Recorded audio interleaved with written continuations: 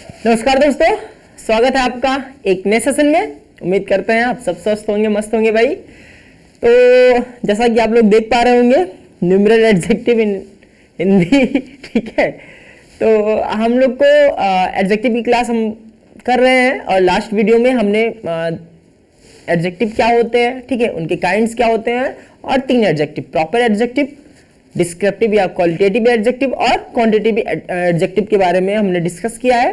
तो आज की क्लास में बाकी जो बच्चे 7 हैं, क्योंकि 10 हैं और हमको 10 के 10 के बारे में पढ़ना है, तो 3 के बारे में तो हमने जान ही लिया है और अब हमें आगे क्या करना है, बाकी 7 के बारे में पढ़ना है। लेकिन उससे पहले एक बार हम देख लेते हैं क्या क्या था, ठीक है।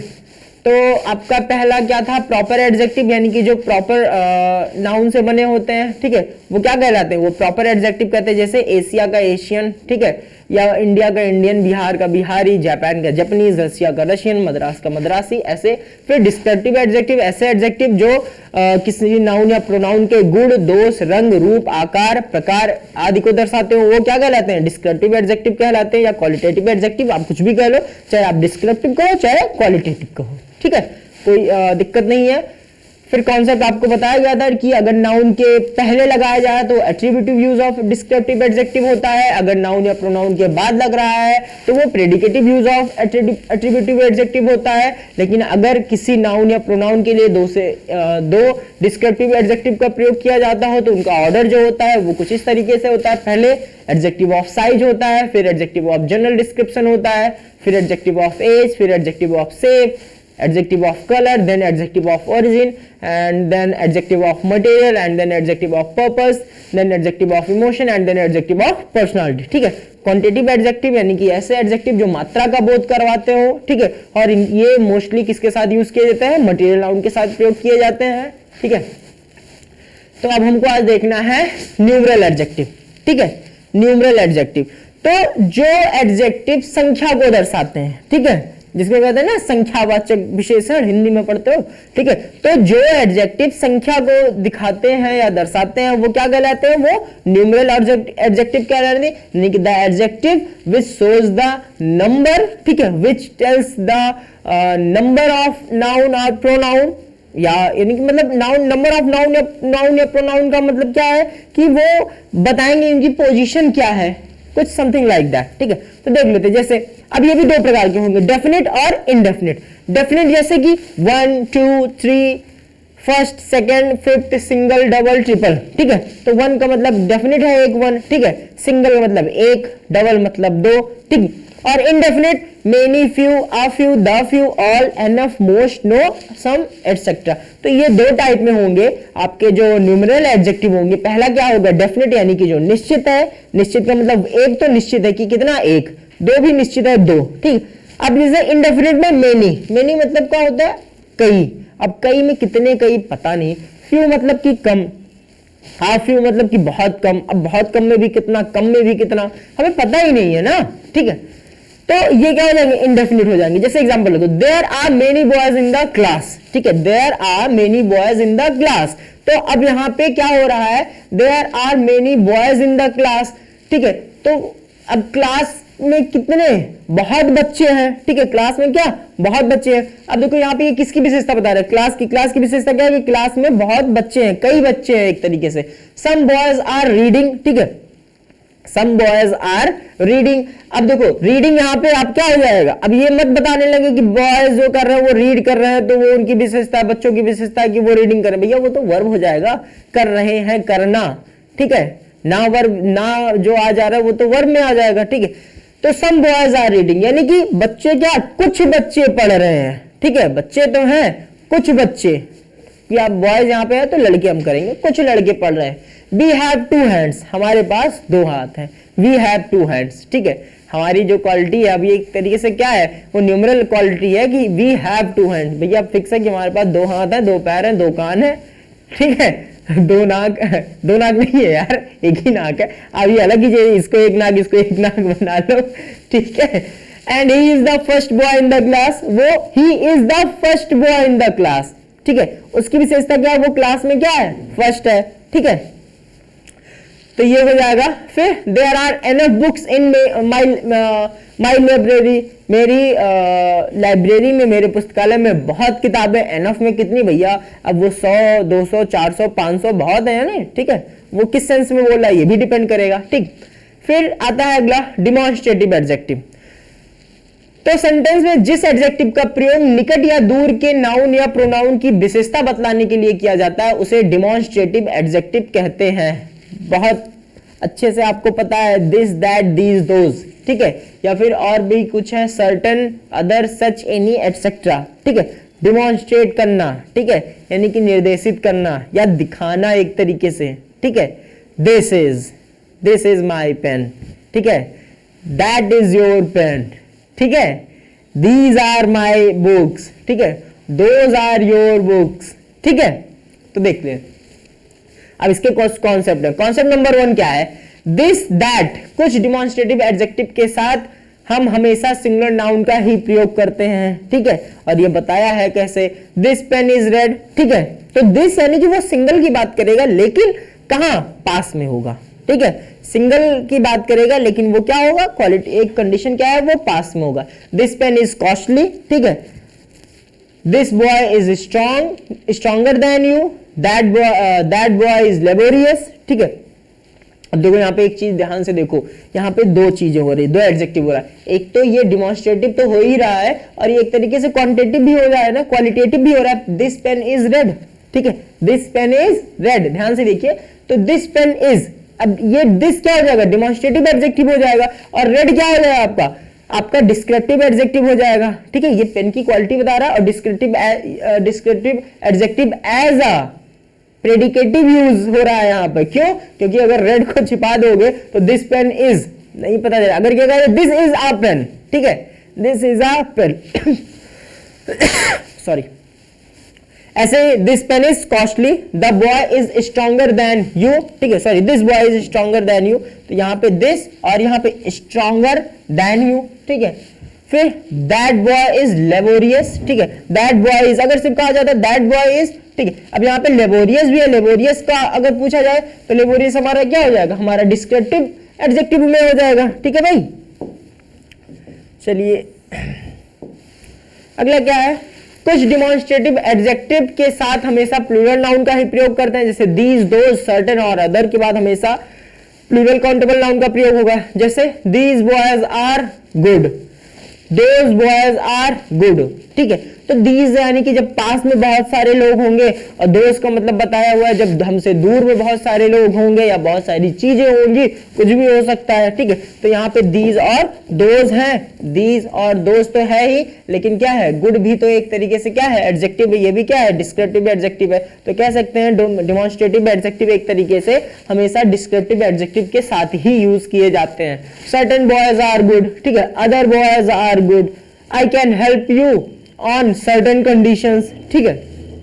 कॉन्सेप्ट नंबर 3 क्या है इसका, कुछ डिमॉन्स्ट्रेटिव एडजेक्टिव ऐसे हैं जिनके साथ सिंगुलर और प्लूरल दोनों का ही प्रयोग करते हैं, जैसे such, any, example, such boy is good, such boys are good, ठीक है। सच के साथ आप चाहे सिंगुलर आप करो और चाहे प्लूरल करो, कोई फर्क नहीं पड़ेगा, ठीक है। अगला क्या है, अनदर का प्रयोग सिंगुलर नाउन के साथ तथा अदर का प्रयोग प्लूरल नाउन के साथ सकारात्मक सेंटेंस में किया जाता है, ठीक है।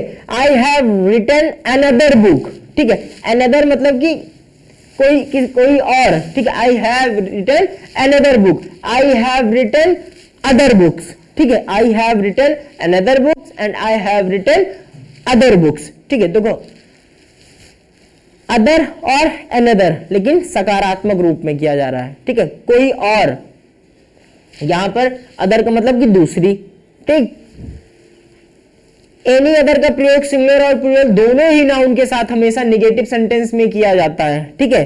तो एनी अदर का प्रयोग सिंगुलर और प्लूरल दोनों ही नाउन्स के साथ हमेशा नेगेटिव सेंटेंस में किया जाता है। They have not done any other mistakes, ठीक है, they have not done any other mistake. अब देखो कुछ स्ट्रक्चर है, वो स्ट्रक्चर दिमाग में बैठा लीजिए। स्ट्रक्चर क्या है, a an certain this that और अनदर प्लस में सिंगुलर काउंटेबल नाउन, ठीक है।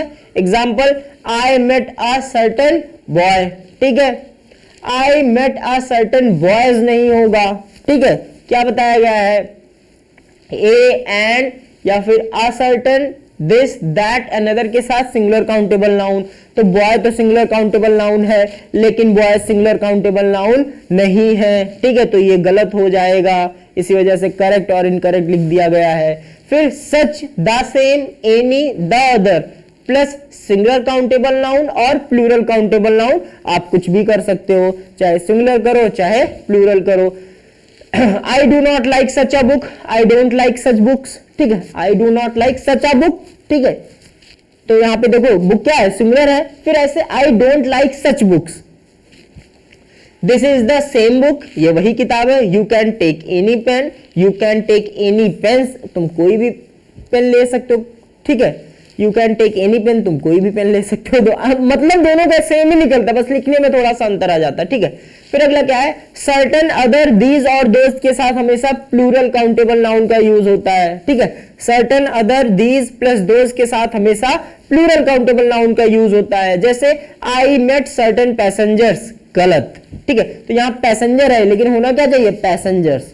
आई मेट सर्टेन पैसेंजर्स होना चाहिए, ये देखिए, ठीक है। आई मेट सर्टेन पैसेंजर्स होना चाहिए। तो एक बार से स्ट्रक्चर फिर से देख लीजिए अगर आपको स्क्रीनशॉट लेना है। पहला क्या है, certain other, these, those plus plural countable noun, ठीक है। ये वाला है एक, तो ठीक है, एक ये है, ठीक है। फिर उसके बाद आपका दूसरा जो है वो क्या आएगा, आपका दूसरा आ जाएगा ये सच, दीज, सेम, एनी या द अदर के साथ सिंगुलर काउंटेबल नाउन प्लस या फिर प्लूरल काउंटेबल नाउन कोई भी आ सकता है, ठीक है। फिर अगला क्या है, A and a certain, this that another के साथ हमेशा क्या रहेगा, सिंगुलर काउंटेबल नाउन रहेगा, ठीक है भाई। चलिए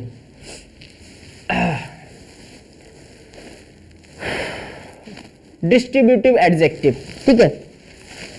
डिस्ट्रीब्यूटिव एडजेक्टिव भैया, ठीक है। डिस्ट्रीब्यूटिव एडजेक्टिव, तो जिस एडजेक्टिव का प्रयोग सेंटेंस में दो या दो से अधिक वस्तुओं या व्यक्तियों में से प्रत्येक एक का या एक भी नहीं का बोध कराने के लिए किया जाता है, उसे क्या कहते हैं, डिस्ट्रीब्यूटिव, ठीक है। डिस्ट्रीब्यूट का मतलब ही क्या होता है, एक तरीके से बांटना, ठीक है। डिस्ट्रीब्यूट का मतलब क्या होता है, बांटना, ठीक है। या कह सकते हो कि और एक शुद्ध शब्द रखा जाए तो कह सकते हैं हम कि भेद करना, ठीक है, भेद करना लोगों में, ठीक है। देखो तो कौन कौन से होंगे, ईच, ठीक है, एवरी, आइदर, नाइदर। तो रूल देखो, पहले कुछ रूल संख्या कि ईच का प्रयोग दो या दो से अधिक वस्तुओं या व्यक्तियों या वस्तुओं में से प्रत्येक के अर्थ में किया जाता है, ठीक है। ईच का प्रयोग जो होता है दो या दो से अधिक व्यक्तियों या वस्तुओं में से प्रत्येक के, जैसे कि each of the students got good marks in English, ठीक है। Each of the students got good marks in English, प्रत्येक बच्चे को अंग्रेजी में बड़े अच्छे मार्क्स मिले हैं, ठीक है। तो ईच ऑफ द की बात हो जा रही है, ठीक है भाई। फिर अगला क्या है, एवरी का प्रयोग दो या दो से अधिक वस्तुओं या व्यक्तियों में से प्रत्येक के अर्थ में किया जाता है, ठीक है। एवरी का प्रयोग दो या दो से अधिक व्यक्तियों या वस्तुओं में से प्रत्येक के अर्थ में किया जाता है, तो इसका भी प्रत्येक के अर्थ में किया जाता है, एवरी का किया जाता है। नाइदर का प्रयोग दो या दो में से कोई नहीं के अर्थ में किया जाता है।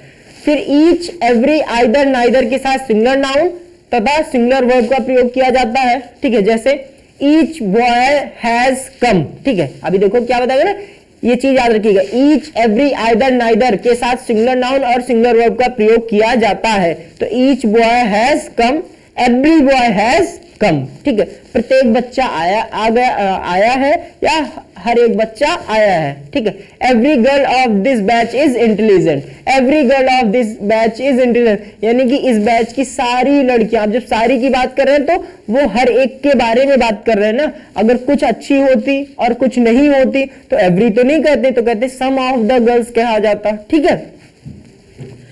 फिर either boy can do the sum, ठीक है। Either boy can do the sum, कोई भी बच्चा, ठीक है, आप में से कोई ही बच्चा है शायद इस क्वेश्चन को कर पाए। नाइदर पेन राइट्स वेल, कोई भी पेन अच्छे से नहीं लिखती है। नाइदर पेन राइट्स वेल, कोई भी पेन अच्छे से नहीं लिखती है, ठीक है। चलो अगला है आपका पॉजेसिव एडजेक्टिव, ठीक है। ये आपको प्रोनाउन पढ़ाते वक्त मैंने बताया था कि ये अक्सर लोग गलती कर देते हैं। तो जिस एडजेक्टिव का प्रयोग संबंध या अधिकार बताने के लिए किया जाता है, पॉजेसिव यानी कि पोजेशन यानी कि अधिकार हो जाता है, ठीक है, उसे पॉजेसिव एडजेक्टिव कहते हैं। तो सेंटेंस में पॉजेसिव एडजेक्टिव के बाद हमेशा नाउन का प्रयोग किया जाता है, जैसे my pen, his bag, your book etcetera. Note याद रखिएगा, पॉजेसिव केस के सभी नाउन और प्रोनाउन को पॉजेसिव एडजेक्टिव कहते हैं। पॉजेसिव केस के सभी नाउन और प्रोनाउन को क्या कहते हैं? Possessive adjective. यहीं पे देखो, यही चीज पहले प्रोनाउन में मैंने बताई हुई है। दिस इज योर गलत है, दिस इज योर बुक, ठीक है। दिस इज योर क्या?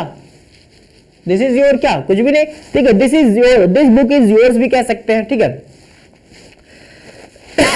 अगला है एम्फेसाइजिंग एडजेक्टिव। तो जिस एडजेक्टिव का प्रयोग किसी नाउन पर विशेष दबाव एम्फेसाइज करने के लिए किया जाता है, उसे क्या कहते हैं? Emphasizing adjective. जैसे ओन या फिर very, I saw you with my own eyes, मैंने अपनी आंखों से तुमको देखा, तुम कल टहल रहे थे, ठीक है। जैसे कहता है आई saw you walking on the street with someone, ठीक है। तो हो गया, अरे यार झूठ बोल रहे। आई saw you with my own eyes, मैंने खुद अपनी आंखों से देखा तुमको कल टहलते हुए किसी के साथ, ठीक है।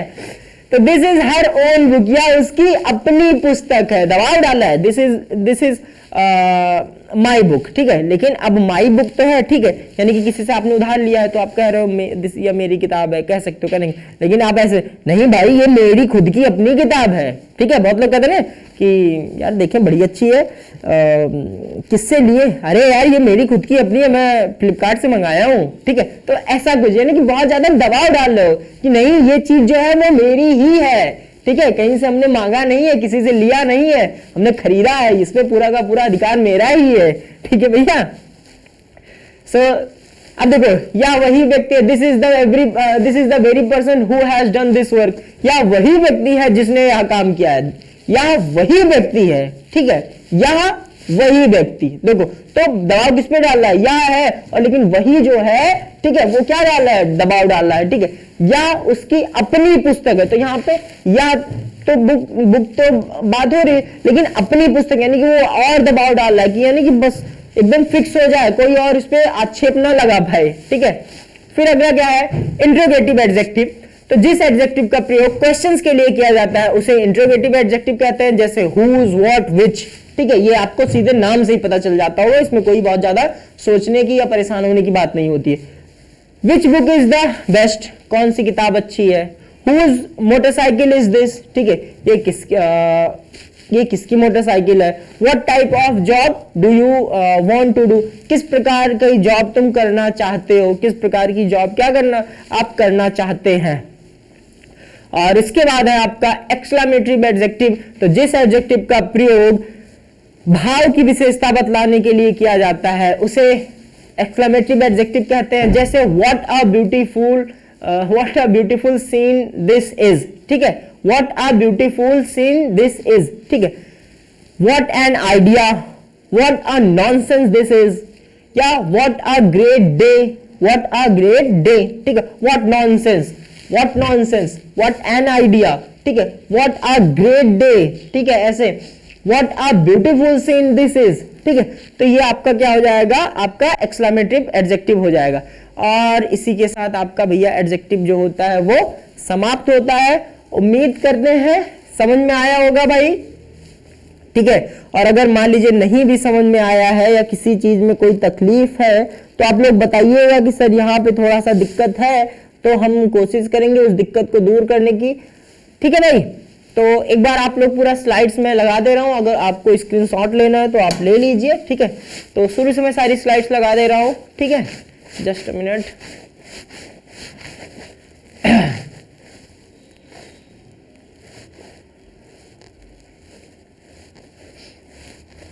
चलिए,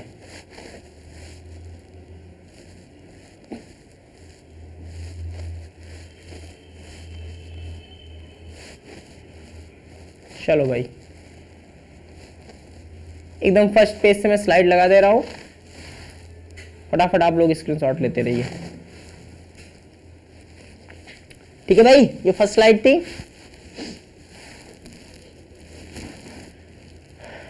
सेकेंड स्लाइड, एडजेक्टिव की पहचान कैसे करें।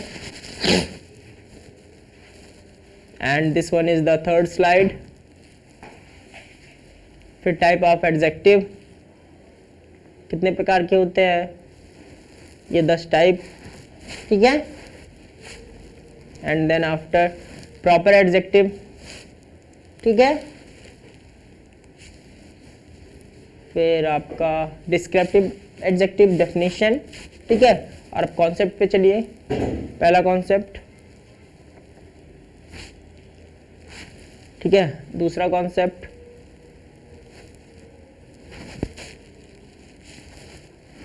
ठीक है। और इसके बाद ये तीसरा कॉन्सेप्ट आपका जो उनका ऑर्डर रखा जाएगा डिस्क्रिप्टिव एडजेक्टिव का। अगला है क्वांटिटेटिव एडजेक्टिव, ठीक है, जो क्वांटी यानी कि मात्रा को बताएं। और फिर आपका है भैया कौन सा, न्यूमरल एडजेक्टिव, जो नंबर्स को शो करते हो। ये भी क्या होंगे, डेफिनिट और इनडेफिनिट होंगे, ठीक है। ये डेफिनिट और इनडेफिनिट होंगे, ठीक है। एग्जाम्पल से आप समझ लीजिएगा। डिमॉन्स्ट्रेटिव एडजेक्टिव, जो डिमॉन्स्ट्रेट करें, ठीक है, पास या दूर की चीज के लिए। कॉन्सेप्ट नंबर 1 क्या है, दिस दैट के साथ हमेशा सिंगुलर काउंटेबल नाउन का ही प्रयोग होता है, ठीक है। और दीज दोस्त के साथ हमेशा क्या होगा, प्लूरल का होगा, ठीक है। अब जैसे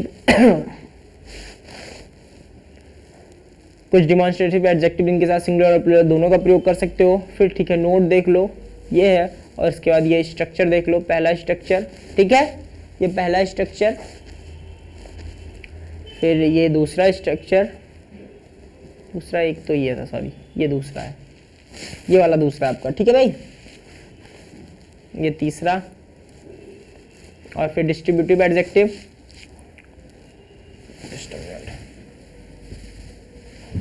डिस्ट्रीब्यूटिव एडजेक्टिव रूल्स देख लो पहले। ये रूसेस लिखा हुआ है, रूल्स हो गया है, मिसप्रिंट हो गया है। Possessive adjective,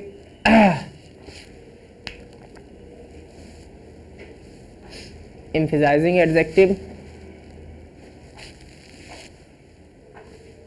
interrogative adjective. और उसके बाद क्या है आपका, एक्सक्लेमेटरी एडजेक्टिव, ठीक है भाई।